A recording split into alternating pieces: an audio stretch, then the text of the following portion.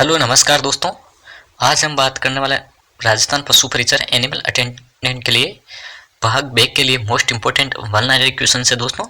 हर topic से एक ही question को लिया गया है। अगर आपने चैनल को सब्सक्राइब किया सब्सक्राइब कर लीजिए दोस्तों। इससे पहले हमने दोस्तों पार्ट 1 बना दिया था। अगर वो आपने नहीं देखा है वीडियो तो आप प्ले लिस्ट में जाके देख लीजिए या इसका लिंक मैं डिस्क्रिप्शन में दे दूंगा, वहाँ से आप ये वीडियो देख लीजिए फर्स्ट पार्ट वाला। आज हम सेकंड पार्ट के बारे में चर्चा करेंगे। वन लाइनर क्वेश्चन से दोस्तों जो आपको एग्जाम में निश्चित रूप से आपकी सहायता करेंगे। तो चलिए वीडियो शुरू करते हैं। फर्स्ट क्वेश्चन है दोस्तों हमारा कि पिकिंग क्या है। तो मुर्गियों की एक दूसरे के पंखों को काटने की हानिकारक गतिविधि है। पिकिंग क्या है? तो मुर्गियों की एक दूसरे के पंखों को काटने की हानिकारक गतिविधि है। मोस्ट इंपोर्टेंट क्वेश्चन है दोस्तों। नेक्स्ट क्वेश्चन है पशुओं को 24 घंटे में जो कुछ भी खाने को दिया जाता है वे क्या कहलाता है? तो वो आहार कहलाता है। पशुओं को 24 घंटे में जो कुछ भी खाने को दिया जाता है वे क्या कहलाता है? तो वह आहार कहलाता है। नेक्स्ट क्वेश्चन है दोस्तों हमारा बकरी की टोगनबर्ग नस्ल को किस उद्देश्य से पालते हैं? तो दूध के लिए पालते हैं। बकरी की टोगनबर्ग जो नस्ल है उसको हम किस उद्देश्य से पालते हैं? तो दूध के लिए। नेक्स्ट क्वेश्चन है दोस्तों हमारा आहार के किसी एक अवयव को क्या कहते हैं? आहार के किसी एक अवयव को क्या कहते हैं? तो भोज्य पदार्थ कहते हैं। आहार के किसी एक अवयव को भोज्य पदार्थ कहते हैं। नेक्स्ट क्वेश्चन है दोस्तों हमारा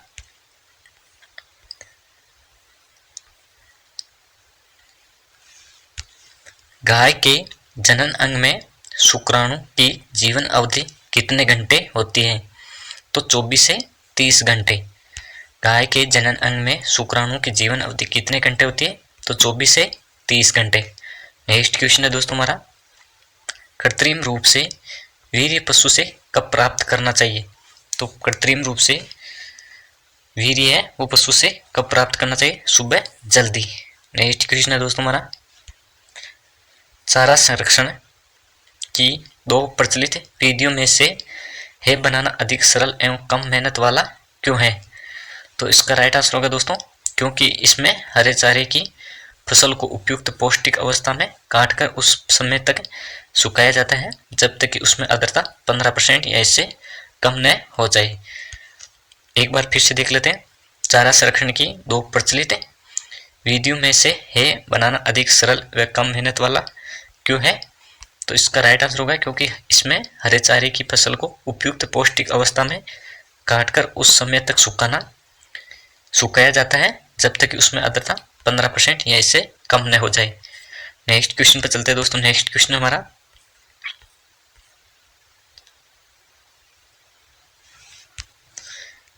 पशु के गर्भधारण के 60 दिन पश्चात गर्भधारण की जांच की जाती है। तो इसके लिए कौन सी विधि प्रचलित है?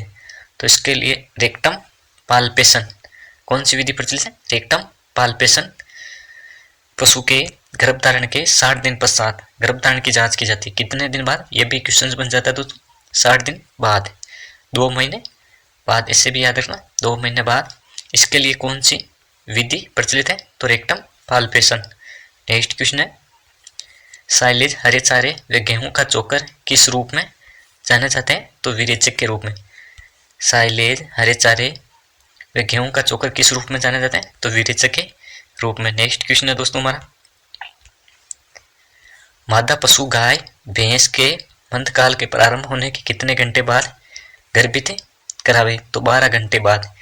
अगर गाय भैंस के मंदकाल के प्रारंभ होने के कितने घंटे बाद गर्भित करावे? तो 12 घंटे बाद। नेक्स्ट क्वेश्चन है दोस्तों हमारा गाय के दूध का पीएच मान कितना होता है? तो 6.6। गाय के दूध का पीएच मान कितना होता है? 6.6। नेक्स्ट क्वेश्चन है गर्बर मशीन का उपयोग किया जाता है? तो वसा के परीक्षण के लिए किया जाता है गर्बर मशीन का उपयोग। किस लिए किया जाता है गर्बर मशीन का उपयोग? वसा के परीक्षण के लिए। नेक्स्ट क्वेश्चन है दोस्तों हमारा राष्ट्रीय उष्ण अनुसंधान केंद्र जोड़बीड़ बीकानेर की स्थापना कब हुई थी? तो 5 जुलाई 1984 में। 2 क्वेश्चंस बन जाते हैं दोस्तों। राष्ट्रीय उष्ण अनुसंधान केंद्र कहाँ स्थित है? तो जोड़बीड़ बीकानेर में। इसकी स्थापना कब हुई थी? 5 जुलाई 1984 में। नेक्स्ट क्वेश्चन हमारा, भैंस का गर्भकाल कितने दिन होता है? तो 307 दिन। कितना होता है? 307 दिन भैंस का गर्भकाल होता है। नेक्स्ट क्वेश्चन है दोस्तों हमारा, हिरण के मांस को क्या कहते हैं? तो हिरण के मांस को वेनिसन कहते हैं। क्या कहते हैं? हिरण के मांस को वेनिसन कहते हैं। नेक्स्ट क्वेश्चन हमारा, पशु आपदा प्रबंधन तकनीक केंद्र कहाँ पर स्थित है? तो ये बीकानेर में स्थित है। पशु आपदा प्रबंधन तकनीक केंद्र कहाँ पर स्थित है? तो ये बीकानेर में। नेक्स्ट क्वेश्चन है दोस्तों हमारा, मुर्गी की नस्ल व्हाइट लेग हॉर्न किस वर्ग की नस्लों में सबसे अच्छी नस्ल है? तो यह मेडिटेरेनियन वर्ग की। कौन सी? मेडिटेरेनियन वर्ग की। नेक्स्ट क्वेश्चन पे चलते हैं दोस्तों, अंडे की जर्दी के ऊपर एक बिंदु जैसी रचना अंडाणु होती है जिसे उर्वर अंडों में क्या कहते हैं? तो उसे जर्म स्पॉट कहते हैं। क्या कहते हैं? Germ spot. अंडे की जर्दी के ऊपर एक बिंदु जैसी संरचना होती है या रचना होती है जिसे उर्वर अंडों में क्या कहते हैं? तो जर्म स्पॉट कहते हैं। नेक्स्ट क्वेश्चन पे चलते हैं दोस्तों। नेक्स्ट क्वेश्चन हमारा, रानीखेत बीमारी का दूसरा नाम क्या है? तो इसका राइट आंसर है न्यू कैंसल रोग। रानीखेत बीमारी का दूसरा नाम क्या है? न्यू कैंसल रोग। नेक्स्ट क्वेश्चन है दोस्तों हमारा, पशुओं के स्वस्थ दशा से विचलित होने की अवस्था को क्या कहते हैं? तो बीमारी या रोग।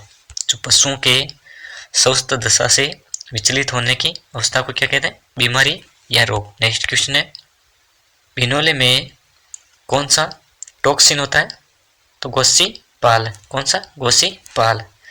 नेक्स्ट क्वेश्चन है दोस्तों हमारा, विश्व दुग्ध दिवस कब मनाया जाता है? तो 1 जून को। विश्व दुग्ध दिवस कब मनाया जाता है? 1 जून को।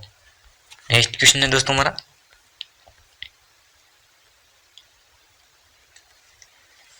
राष्ट्रीय पशुधन बीमा योजना की शुरुआत कब हुई थी? तो 1 अक्टूबर 2022 को। कब हुई थी? 1 अक्टूबर 2022 को। नेक्स्ट क्वेश्चन है दोस्तों हमारा,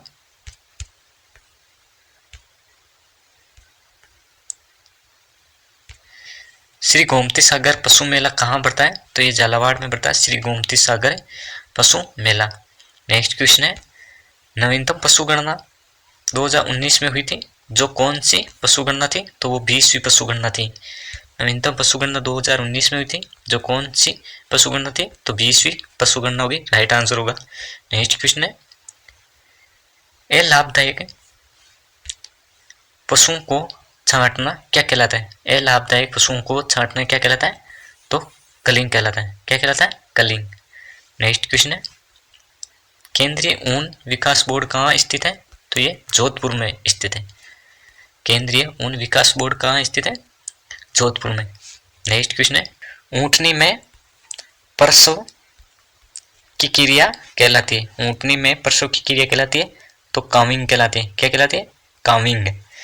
ऊंटनी में प्रसव की क्रिया क्या कहलाती है? काविंग कहलाती है। क्या कहलाती है? काविंग।